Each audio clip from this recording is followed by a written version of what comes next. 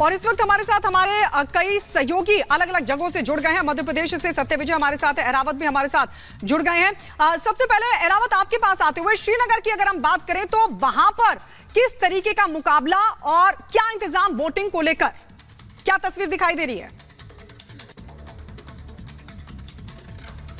जी हाँ, बिल्कुल कुछ ही टाइम के बाद यहाँ पे श्रीनगर में जो है पोलिंग शुरू होने जा रही है। मेरे विजय गुरु आपको दिखा सकते हैं किस तरह से चप्पे चप्पे पे सुरक्षा के कड़े इंतजाम किए गए हैं। कल रात से हमने देखा किस तरह से SSB, CRPF, special operation group, Jammu and Kashmir police का अलग अलग जगहों पे डिप्लॉय किया गया, जहां से मेरे विजय आपको भी विजुअल्स दिखा रहे हैं। यह है गुपकार चौक, जहां पर उमर अब्दुल्ला और जितने बाकी सारे कैंडिडेट्स हैं वो यहाँ पर कुछ टाइम के बाद अपना वोट कास्ट करने के लिए आएंगे। आप देख सकते हो किस तरह से पूरे श्रीनगर के साथ साथ अगर बाकी डिस्ट्रिक्ट्स की बात करें, गांधरबल की या बाकी जगहों की बात करें, हर जगह पर सीसीटीवी और ड्रोन से सर्विलेंस रखी जा रही है और चप्पे चप्पे पर निगरानी की जा रही है। इसके साथ ही कुछ टाइम के बाद यहाँ पर जो है वोटिंग जो है शुरू होने जा रही है। हालांकि आप देख सकते हो लगातार किस तरह से यहाँ पे सीआरपीएफ वाहनों का जो है यहाँ पे काफिला जो है एक पोलिंग बूथ से दूसरी पोलिंग बूथ है लगातार चल रहे हैं और कुछ ही टाइम के बाद यहाँ पे जितने भी यहाँ के लोग हैं, लीडर्स है, वो पोलिंग बूथ की तरफ आने वाले हैं। जी बिल्कुल एरावत, वहां तैयारियां होंगी। सत्यविजय का रुख कर लेते हैं। सत्यविजय, आप उज्जैन में मुख्यमंत्री यहां वोटिंग करने आने वाले हैं थोड़ी देर में, बहुत ज्यादा वक्त नहीं बचा है। क्या तैयारियां वहां है सत्यविजय? क्या लग रहा है मध्य प्रदेश का रण कैसा होगा? जी हाँ, बिल्कुल। देखिए, अब से कुछ देर बाद 7 बजे वोटिंग शुरू होगी और 7 बजे के लगभग ही मुख्यमंत्री मोहन यादव जो हैं वो इसी पोलिंग बूथ पर वोट करने आएंगे। चूंकि ये अंतिम फेज है और इसमें 8 लोकसभा सीटें हैं, जो मालवा निवाड़ की सीटें हैं और इन सभी सीटों पर भाजपा चाहती है। बट फिलहाल मैं पोलिंग बूथ की तस्वीर दिखा दूं। आदर्श पोलिंग बूथ इसे कहेंगे क्योंकि यहाँ पर सभी व्यवस्थाएं की गई हैं, चाहे वो गर्मी में मतदाता को परेशानी ना हो, इसके लिए यहाँ पर टेंट और बाकी चीजें भी लगाई गई हैं। इसके अलावा पानी और बाकी चीजों की व्यवस्था की गई है। लेकिन सियासी रण की बात करें तो देखिए 8 में से 5 सीटों पर भाजपा जो है वो बढ़त पर दिख रही है। 3 सीट हैं, रतलाम, झाबुआ, धार और बिल्कुल। तो सत्यविजय वहां से तस्वीरें दिखा रहे थे कि वोटिंग को लेकर किस तरीके के वहां पर इंतजाम दिखाई दे रहे हैं। गौरव त्रिवेदी हमारे सहयोगी कानपुर से इस वक्त हमारे साथ जुड़ गए हैं। कानपुर का समीकरण जरा गौरव समझाइए, क्योंकि कानपुर में जैसा कि मैंने पहले भी कहा कि प्रत्याशी को बदल दिया गया है, इसके पीछे की वजह क्या, वहां पर किस तरीके का समीकरण इस बार दिखाई देता है और सबसे बड़ी बात कि फ्री एंड फेयर इलेक्शन हो, कानपुर में क्या इंतजाम? थोड़ी देर बाद वोटिंग का सिलसिला शुरू होगा। देखिए बिल्कुल आपको तस्वीरें अगर दिखाएं तो इस वक्त हम मौजूद हैं जिसको सजाया गया है साफ तौर पे। अब से कुछ ही देर बाद यहाँ पर जो मतदान है वो शुरू होगा। लेकिन अगर कानपुर के समीकरण की बात की जाए तो यहाँ पर साफ तौर पर सज्जन पचौरी जो थे उनकी ये सीट थी, लेकिन एज फैक्टर को देखते हुए जो टिकट थी वो उसमें बदलाव किया गया और साफ तौर पर इस बार कानपुर से एक नए प्रत्याशी रमेश अवस्थी, उनको यहाँ से बीजेपी ने साफ तौर पर अपना उम्मीदवार बनाया है। उनको लेकर के आपको बता दें खुद पीएम ने रोड शो भी किया था, क्योंकि कहीं ना कहीं जो फाइट है वो कांटे की मानी जा रही, जिसके चलते खुद पीएम कानपुर आए थे। और वहीं इतना ही नहीं, एनडीए गठबंधन की बात की जाए तो अखिलेश और राहुल गांधी दोनों कानपुर आए थे। उन्होंने जनसभा भी करी थी और काफी देर तक मंच पर थे। लोगों को काफी यहाँ पर भाषण भी दिया गया, क्योंकि बता दें कहीं ना कहीं ये फाइट जो है काफी कांटे की मानी जा रही दोनों के बीच, क्योंकि चूंकि जिस तरह से रमेश अवस्थी को शुरुआती तौर पर कानपुर में फेस करना पड़ा कि वो बाहर से आए हुए यहाँ पर कैंडिडेट थे, जिनको लेकर के काफी जो चर्चाएं थी वो रही। लेकिन फिर भी आपको बता दें जो रमेश अवस्थी है वो कानपुर के ही रहने वाले हैं और आपको बता दें जो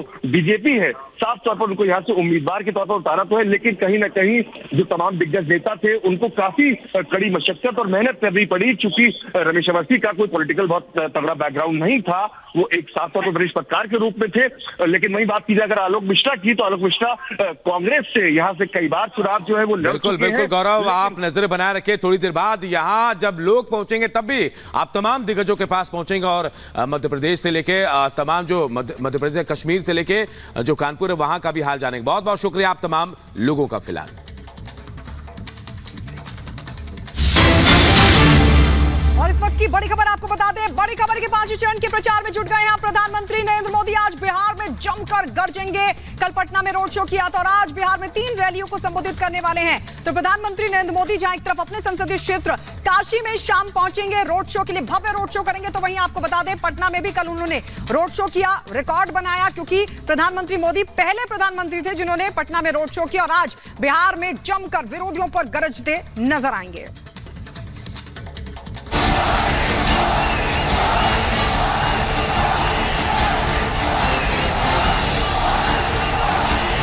का न मुझे किसी ने भेजा है न मैं यहाँ आया हूँ, मुझे तो माँ गंगा ने बुलाया है।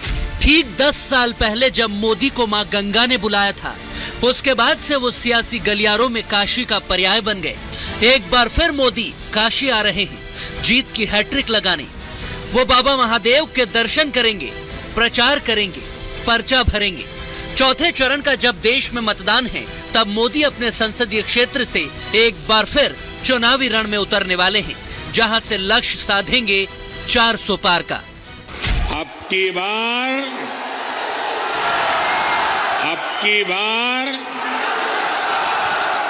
की बार एनडीए सरकार 400 पार। फिर एक बार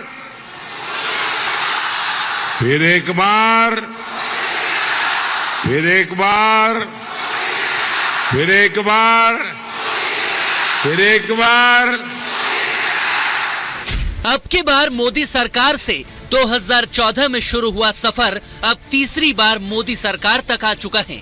वाराणसी में नामांकन से पहले पीएम मोदी 14 मई की सुबह 80 घाट पर जाएंगे। कई दिनों से बीजेपी इस मेगा शो की प्लानिंग और कामकाज में लगी है। यही वो गाड़ी है, ओपन जीप है, जिसमें प्रधानमंत्री सवार होंगे और इसी जीप से वो करीब 5 से 6 किलोमीटर के लंबे रोड शो को कवर करेंगे। ये जीप है जिसे आगे ड्राइवर, ये जगह जहां पर ड्राइवर बैठेगा, और उसके बाद ये पीछे का रास्ता है जहां पर प्रधानमंत्री नरेंद्र मोदी इसी जीप पर सवार होकर रोड शो करेंगे 5 से 6 किलोमीटर का। और बड़ी संख्या में लोग अपने छतों पर, इस रास्ते पर जो बैरिकेड्स किए गए हैं, बल्लियां लगाई गई हैं, उन बल्लियों के अंदर से प्रधानमंत्री का स्वागत करेंगे। बताया यह जा रहा है कि करीब 10 लाख लोग प्रधानमंत्री के रोड शो को देखने के लिए, उनका स्वागत करने के लिए और उनको आने वाले चुनाव में शुभकामनाएं देने के लिए 10 लाख लोग यहाँ मौजूद रहने वाले हैं।